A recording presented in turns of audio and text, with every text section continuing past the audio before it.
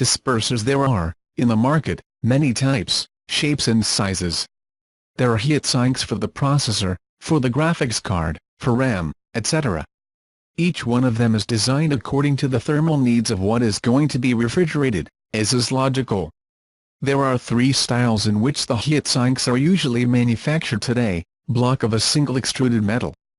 Block of a single extruded metal, in whose center a cylinder of another metal is used.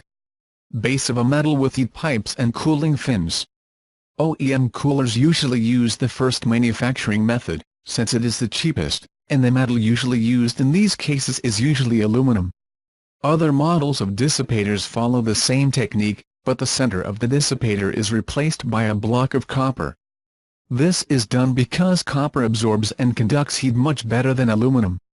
Although the thermal properties of copper are much higher than those of aluminum, it is also true that copper has two important disadvantages for its use in dissipators. It is a metal much denser than aluminum, so that the heats manufactured completely with this metal they tend to be considerably heavier, and it is a metal more expensive than aluminum, which makes the final price of the product more expensive.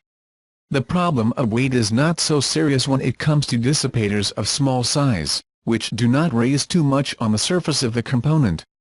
But when it comes to tower-type dissipators, it does become a major problem because of the torque that is exerted many times on the PCB on which it is anchored.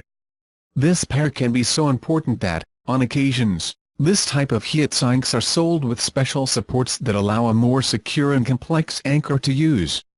In general, the most common sink to date is the tower type, where the base is made of copper together with the heat pipes, while the rest of the cooling fins are made of aluminum sheets, which they insert in contact with the heat pipes to ensure that the heat passes from them to the fins.